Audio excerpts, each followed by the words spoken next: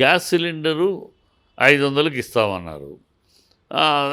ఇస్తామంటే మేము దానికి ఇవ్వడానికి మా దగ్గర ఇలాంటి ప్రణాళిక ఉందని మేము చెప్పాం. మేము తక్కువ ఇస్తామని. మీరు ఇస్తామంటున్నారు. మీరు మా ప్రణాళిక కాదు, మీరేదో మా దగ్గర వేరే మార్గం ఉంది, వేరే దండం ఉంది, మంత్రదండం ఉంది, మేము ఇచ్చేస్తామని చెప్పండి. ఎలా ఇస్తారు? అది ఎలా ఇవ్వగలరు? ఆ నష్టం ఆ గవర్నమెంట్ మీద పడే ఆ భారం ఎవరిని తినేస్తారు చెప్పండి. అవి చెప్పరు. మీకు ఎందుకంటే చెప్పడానికి మీ దగ్గర అనేసాడుగా రేవంత్ రెడ్డి, నేను సీఎంగా ఉండాలంటే అన్నీ తెలియాల్సిన పని లేదు, మేస్త్రి తాపీ మేస్త్రిలాగా అందరితో పని చేయించుకుంటాను తెలిస్తే చాలు, నేను దేంట్లో ఎక్స్పర్ట్ కాకపోయినా పని చేయించుకుంటాను ఎక్స్పర్ట్ను, ఎవరెవరు ఆ విషయం తెలిసిన కూర్చోబెట్టి పని చేయించుకుంటాను అనేసాడు ఆయన.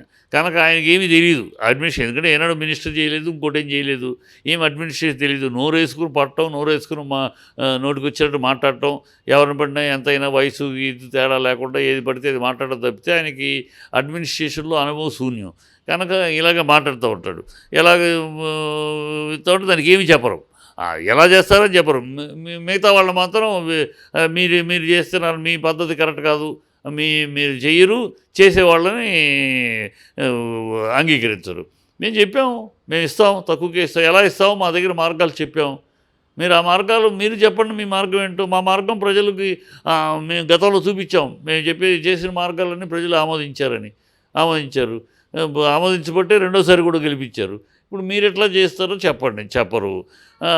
ఇప్పుడు ఆ బట్టి విక్రమ అదొక పక్కన, ఇంకో పక్కన సీఎం నివాసాన్ని బట్టి విక్రమార్కి అప్పచెప్పారు. ఎందుకని అప్పచెప్పారు? వాస్తు శంక.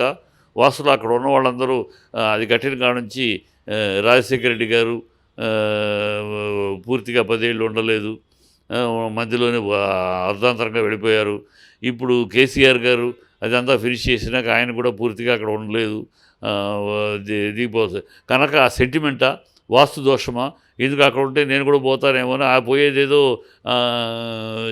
బట్టి విక్రమార్క వాస్తు దోషమో ఏదైనా ఉంటే, బట్టి విక్రమార్క తనకి పోటీగా ఉన్నాడు కదా, బట్టి తనకు పోటీగా ఉన్నాడు కనుక ఆ దోషం ఏదో బట్టికి పట్టుకొని మనం వదిలేసి బట్టికి అప్పచెప్పాడా, ఇవన్నీ చూడాల్సింది. ఇప్పుడు తనేమో సీఎంగా ఉండాల్సిన పెద్ద స్థలాన్ని బట్టికి చెప్పి తను ఇంకెక్కడికో ఇంకో చోటుకి చెన్నారెడ్డి దీనిగా అంటున్నారు.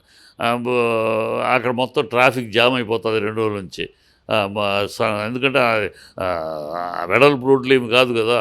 సో ఇవన్నీ అదొక సెంటిమెంట్ విషయంగా ఆ వాస్తు దోషం కానీ, దాని కీడు కానీ, ఆ భవనం యొక్క కీడు కానీ ఏది కానీ ఉంటే ఆ కీడంతా కూడా పోతే బట్టికి పోని మనకు పోటీగా ఉన్నాడు, అలా బట్టికి తగులుతుంది, మనం హ్యాపీగా ఒక దీని తప్పుకోవచ్చు అన్నట్టు అందుకే ఇచ్చాడా అనిపిస్తుంది. లేకపోతే వేరే కారణాలు కనపట్లా, వేరే నిర్దిష్టమైన కారణాలు కనపట్లా. అక్కడ బట్టి సీఎం నివాస స్థలాన్ని బట్టి కూర్చోవలసిన పరిస్థితి కానీ, ఈయన ఇంకో బిల్డింగ్ ఎత్తుక్కోవాల్సిన అవసరం కానీ, ఎందుకంటే చాలా విశాలంగా బ్రహ్మాండంగా ఉన్న చోటు. రాజశేఖర రెడ్డి గారు అక్కడే ఉండేవారు, అక్కడే నడిపేవారు, అక్కడ నుంచే నడిపాడు ఆయన. ఆయన ఉన్నప్పుడు లేని ఇబ్బంది ఇప్పుడు నీకేమొస్తుంది ఇవన్నీ. అందుకని వాస్తు దోషాన్ని బట్టికి అంటగట్టకూడదు చేసినట్టే కనిపిస్తుంది. ఇంకోటి ఇకపోతే అగర్వాల్ని తప్పించి అమరాపాల్ ఐఏఎస్ ఆఫీసర్ని ఎంకరేజ్ చేయటంలో కారణం వేరే కారణం కనపట్ల. అగర్వాల్ చాలా ఎఫిషియెంట్ గానే పేరు తెచ్చుకున్నారు. ఆవిడ కాదని ఎందుకు?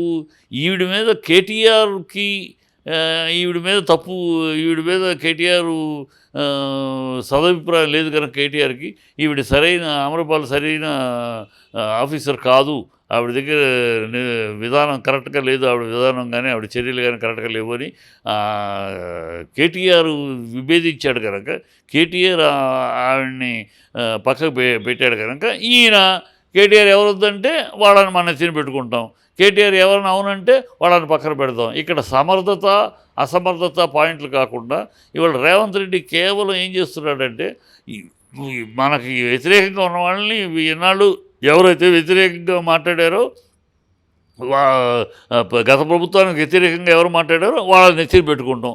గత ప్రభుత్వంకి లో ఎంత వాళ్ళు కెపాసిటీతో పనిచేసినా, ఎంత సమర్థులైనా సరే, గత ప్రభుత్వంలో ఉన్న వాళ్ళు పై స్థానంలో ఉన్న వాళ్ళని పక్కన పెట్టేయటం, మన మన వాళ్ళని విరోధుల్ని మన నెత్తిన పెట్టుకుంటాం. వాళ్ళ విరోధం మనకు మిత్రులు. ఇదొక దరిద్ర పాలసీ. సమర్థత అసమర్థతను బట్టి ఆఫీసులో మార్చుకోవటం ఉండాలి, కానీ మనకి విధేయత, మన విరోధుల్ని విమర్శించేవాళ్ళు, మన విరోధుల్ని మన విరోధుల దగ్గర సమర్థత ఉన్నవాడైనా సరే, పనిచేసేవాడు సమర్థత ఉన్నవాడైనా సరే, వాళ్ళని మనం తిరస్కరించాలి. వాళ్ళ దగ్గర మంచి సమర్థులైనా సరే వాళ్ళ దగ్గర పనిచేశారు కనుక, ఆ ప్రభుత్వంలో ఉన్నారు కనుక వాళ్ళని పక్కకి తీసేయాలి. ఇవన్నీ చిల్లర మనస్తత్వం, చిల్లర రాజకీయం, అదే ప్రభుత్వాన్ని నడిపే ఒక అనుభవం లేని వాళ్ళు పదవిలో కూర్చుంటే ఇలాగే ఉంటాయి. ఇప్పుడు రేవంత్ రెడ్డికి ఎలాంటి అనుభవం లేదు, ఒక మంత్రి శాఖలో కూడా ఎప్పుడూ లేడు. నోరేసుకుని గడపడం వాగటమే నోటికొచ్చిన భాష, నోటికొచ్చిన చిల్లర పదాలతోటి బొంద పెడతా, ఆరు వయసు తేడా కూడా చూడకుండా 6 అడుగుల గొయ్యి తీయండి, కేసీఆర్ని పాతి పెడతా, ఇలాంటి పిచ్చకూతలు పూసే రేవంత్ రెడ్డి లాంటి వాళ్ళకి ఏం తెలుస్తుంది? ఇలాగే ఉంటుంది వాళ్ళ లక్షణాలు కూడా. బుద్ధి సరే మనసని మాటని, వాళ్ళ వికృత బుద్ధి, ఆ వికృతి ప్రకారమే ఇలాంటి వికృతి. అందుకే అంతే వేరే కారణాలు కనపట్ల. ఆవిడ efficient, Agarwal proved herself as an efficient, no remark on her life, ఆయన కెరియర్. ఈవిడ అమరపాలి మీద చాలా రిమార్కులు ఉన్నాయి. కేవలం అమరపాలి ఆ ప్రభుత్వానికి విరోధిగా ఉంది కనుక మనకు మిత్రులు. ఆవిడ అగర్వాల్ అక్కడ బాగా ఎఫిషియెంట్గా పనిచేసినా, అక్కడ పనిచేసింది కనుక, దీంట్లో పనిచేసిన మనకు శత్రువు. ఏమిటది? చిల్లరతనపు యాటిట్యూడ్ తప్పితే మరొకటేం లేదు. It is very too much. అందుకని చెప్తారే, ఏ సీట్లో కూర్చోవలసిన వాళ్ళు ఆ సీట్లో కూర్చోవాలి. ప్రజలు ఏదో ఆవేశంలో ఒక జాలి కరుణతోటి వీళ్ళకి అప్పచెప్పేశారు, కానీ ఇది ఒక నీచ సంస్కృతి, కాంగ్రెస్కున్న నీచ సంస్కృతి ఇది. దాంట్లో భాగమే ఇది, అంతే. తెలంగాణకి వాళ్ళ ఆంధ్రాకి మించి భారతదేశంలోనే తెలంగాణ అనగానే ఒక పెద్ద బ్రాండ్ ఏర్పడింది. తెలంగాణ స్టేట్ అనేది ఒక బ్రాండ్ ఏర్పడింది. ఇవాళ మీరు వచ్చి ఆ బ్రాండ్ని జరగొట్టే ప్రయత్నం చేయకండి. మీ క్షుద్ర రాజకీయ కోసం, మీ నీచపు రాజకీయాల కోసం తెలంగాణ ఏదో అయిపోయింది, తెలంగాణ ప్రజలు ఇక్కడ అడుగు తింటున్నారు, తెలంగాణ పేదరికంలో ఉంది, తెలంగాణ అప్పుల పాలైంది, నాశనం అయిపోయింది, ఇట్లాంటి ఏదో మాటలు మీ రాజకీయ లబ్ధి కోసం, మీ రాజకీయ ప్రయోజనాల కోసం ఏదో మాటలు పడి తెలంగాణ పరువు తీయకండి. తెలంగాణ ప్రజల అభిమానాన్ని దెబ్బ కొట్టకండి. తెలంగాణ బ్రాండ్ ఇమేజ్ని నాశనం చేయకండి. తెలంగాణ బ్రాండ్ ఇమేజ్ వాళ్ళ భారతదేశంలోనే ఒక ప్రముఖ స్థానాలు. ఉద్యోగాలు అంటారు, రికార్డ్స్ చూడండి. కళ్ళు ఏమైనా మీ చెవులు వినపట్లేదా, కళ్ళు కనపట్లేదా? రికార్డ్స్ భారతదేశంలోనే తెలంగాణ ప్రభుత్వమే రిక్రూట్మెంట్లో ప్రథమ స్థానంలో ఉంది. ఉద్యోగాల్లో అందరికీ ప్రభుత్వం ఉద్యోగాలు ఇవ్వలేదు. ఏ ప్రభుత్వం ఇవ్వలేదు. ఏ ప్రభుత్వం గవర్నమెంట్ ఉద్యోగాలు అందరికీ ఇవ్వాలంటే ఇవ్వలేదు. ఇస్తూ పోతూ ఉంటుంది, క్రియేట్ చేస్తూ వస్తూ ఆ పద్ధతిలో అన్ని రాష్ట్రాల్లోనూ ప్రముఖ స్థానంలో ఉంది. మేజర్ రిక్రూట్మెంట్ తెలంగాణలో జరిగింది. ఎన్ని తెలియకుండా ఏదో ప్రజలకు అమాయకంగా ఏదో అబద్ధాలు చెప్పేశారు, అబద్ధాలను నమ్మించగలిగారు. అబద్ధాలు నమ్మించడం, అవినీతి చేయటంలో మిమ్మల్ని మించిన సిద్ధహస్తులు ఎవరు లేరు కదా, మీరు గొప్ప సిద్ధహస్తులు కనుక నమ్మించగలిగారు ప్రజలు. దాంతో ఏదో అయిపోయిందని శ్వేతపత్రాలు వేస్తాం, కమిషన్లు వేస్తాం. ఏంటి ఎవడు కాదన్నాడు? ముందు మీ పని చేయండి. మీ ముందున్న సవాళ్ళు చెప్పండి. అసలు మీ యొక్క దీనికి మీరు చెప్పిన 6 గ్యారంటీలకి 2 లక్షల కోట్లు కావాలయ్యా సంవత్సరానికి. మా లెక్క ప్రకారం 2 లక్షల కోట్లు కావాలి. అసలు రాష్ట్ర బడ్జెట్టే సంవత్సరానికి 2,77,000 కోట్లు. ఈ 2,77,000 కోట్లలో మీరు 2 లక్షలు వీటికి పెడతారా? మీరు 70,000 జీతాలు ఇస్తారా? మిగతా సంక్షేమ పథకాలు చూస్తే ఏం చూస్తారు మీరు? ఏం చూడగలరు? సో ఆదాయం ఏంటి? 2 లక్షలకి మీరు సంపద సృష్టి ఏంటి? ఎక్కడి నుంచి సృష్టిస్తున్నారు? ఈ డబ్బు ఎక్కడి నుంచి తెప్పిస్తున్నారు? ఎట్లా ఇస్తారు? ఇది ఎన్నికలప్పుడు అడిగాం, నాయన మీ ప్రామిసరీకి ఆదాయ వనరులు ఏంటి, మీరు ఎట్లా సంపద సృష్టిస్తారు చెప్పండి అన్నాం. ఎవరు మీ రేవంత్ రెడ్డి చెప్పలేకపోయే, బట్టి విక్రమార్క చెప్పే మాకు ఏదో మార్గాలు ఉన్నాయని. ఆ మార్గాల్లో ఇప్పుడైనా చెప్పండి, ఎన్నికలు అయిపోయినాయి, ఇప్పుడైనా మాకు ఈ మార్గాల్లో మేము డబ్బులు సేకరిస్తాం, ఇలా ఇస్తాం అని చెప్పండి. లేకపోతే మధ్యతరగతి వాళ్ళని మిగతా ఏ వర్గం యొక్క నడ్డి ఎరగొట్టి ఈ పథకాలు నెరవేరుస్తారు మీరు? మహిళలకి ఆర్టీసీ బస్సు అన్నారు. ఆర్టీసీ అసలే లాస్లో ఉంది. మీరు ఆర్టీసీకి ఫ్రీ అని చెప్పేసి, మహిళలకు ఫ్రీ అని చెప్పేసి, బస్సులు కొరత, ఆల్రెడీ మహిళలు గంటల తరబడి వెయిట్ చేయాల్సి వస్తుందని బాధపడుతున్నారు. కొత్త బస్సులు కొనలేరు, కొనే పరిస్థితుల్లో ఆర్టీసీ లేదు. ఆర్థిక సంక్షోభంలోనే ఉంది ఆర్టీసీ.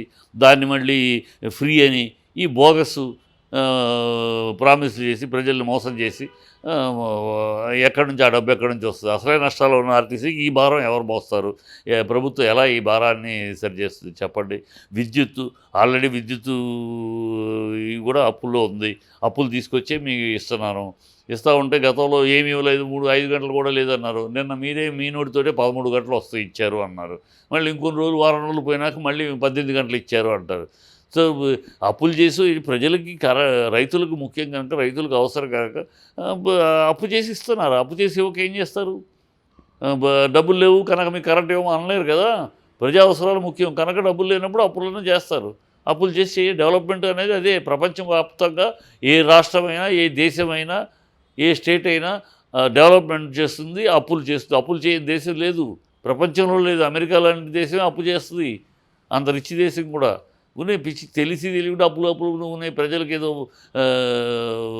మభ్య పెడదాం అనుకుంటే ప్రజలు ఏమంత అమాయకులు కాదు. ఏదో తత్య గారెల బుట్లో పడ్డట్టు పడ్డారు. దాని వచ్చింది అవకాశం, ఓకే, కాపాడుకోండి. ఇచ్చిన మాటల్ని 9వ తారీఖు రీయింబర్స్మెంట్ చేస్తామన్నారు. ఎక్కడ చేశారు? 100 రోజుల్లో చేస్తామన్నారు. 100 రోజుల్లో శ్వేతపత్రాలు చేస్తారు, సమీక్షలు చేస్తారు. మీరు కార్యక్రమాలు చేసే పద్ధతులు కనపట్ల. ఇదేదో డ్రామా చేస్తున్నట్టు డ్రామా చేసి ఆఖరికి నిధులేం లేవు. చూశారు కదా శ్వేతపత్రాల్లో ఏ విభాగంలోనూ డబ్బులు లేవు కనుక మేము ఈ డబ్బులు లేవు కనుక ఏమి చేయలేకపోతున్నాం కనుక కేంద్రాన్ని అడిగాం, కేంద్రం కూడా సహకరించట్లేదు. ఇట్లా ఈ ఊతపదాలు రెగ్యులర్ డ్రామా ఉన్నాయి. ఈ డ్రామా చేయడానికే మీరు అడుగులు వేస్తున్నట్టు కనపడుతుంది. కనుక ఈ ప్రభుత్వం ఇళ్ళలగ్గానే పండగ కాదు, 3 నాళ్ళ ముచ్చటాన్ని తెలిసిపోతుంది. ఇదేదో పార్లమెంట్ ఎన్నికల వరకు ముక్కు మీద పెట్టుకుని కూర్చుంటారు, తుమ్మితే ఊడిపోయే ముక్కులాగానే ఉన్న వీళ్ళు. తర్వాత ఈ వర్గాలు ఎందుకంటే అందరూ చీఫ్ మినిస్టర్లే వాళ్ళ పార్టీలో, అందరూ రేవంత్ రెడ్డి కన్నా సీనియర్లే, అందరూ మంత్రి పదవి అర్హులే వాళ్ళ ఉద్దేశంలో. కనుక 60 మంది మంత్రులను ఇవ్వలేడు రేవంత్ రెడ్డి, వాళ్ళని కమాండ్ చేయలేడు. అదే గత చీఫ్ మినిస్టర్లు కాంగ్రెస్లో కాస్త కమాండ్ ఉన్నవాడు. ఈ రేవంత్ రెడ్డికి ఎవరి మీద కమాండ్ లేదు, అందరికంటే జూనియర్ పైగా ఆ పార్టీలోకి నిన్నగాక మొన్న వచ్చినవాడు. అప్పటి నుంచి ఇప్పుడు ఉత్తమ్ కుమార్ రెడ్డి, నేను సుదీర్ఘంగా రాష్ట్ర అధ్యక్షుడిగా పనిచేసి పార్టీ నిలబెట్టబట్టి కదా ఇవాళ గెలవగలిగాం. అది నిలబెట్టకపోతే ఎక్కడ ఉండేది? కనుక నేను ఈ విజయానికి మూలస్తంభం నేనే అని నేను ప్రాపగాండ చేశాను. ఈయన బట్టి విక్రమార్క నేను పంచగట్టుకుని రైతులాగా నేను తిరగబట్టి ప్రజలు నన్ను నా జిల్లాలో మొత్తం అన్ని సీట్లు నాకే పార్టీకి వేశారు అని ఇట్లాగూ ఎవరి కాళ్ళు నా వల్ల అంటున్నారు. ప్రస్తుతానికి పార్లమెంట్ ఎన్నికలు ఉన్నాయి కనుక స్తబ్దుగా అలా అధిష్టానం ఏదో వీళ్ళ బుద్ధగించి కూర్చోబెట్టింది. రేపు ఎన్నికలు అయినాక వీళ్ళ తతంగం అంతా చూస్తాం. హైడ్రామా రొటీన్ చరిత్ర, ఇదేమి కోరుకుంటాం కాదు, ఎవరు కోరుకునే కాంగ్రెస్ చరిత్ర. వాళ్ళ ఇల్లు వాళ్ళు తగలబెట్టుకుంటాం, వాళ్ళ గాంధీ భవన్ను తగలబెట్టుకుంటాం, ఇవన్నీ వాళ్ళ ఆనవాయితీ. వాళ్ళలో ప్రతోడు వర్గాలు ఎక్కువ, వర్గపోరు ఎక్కువ, ప్రజాస్వామ్యం శృతిమించిన ప్రజాస్వామ్యం వాళ్ళ పార్టీలో. కనుక ఎవడికాడు ఏమైనా మాట్లాడతాడు, ఎవడైనా నువ్వెంత అని అంటారు. కనుక దీని ముందు మీ యొక్క పార్టీని కాపాడుకోవడం చూడండి.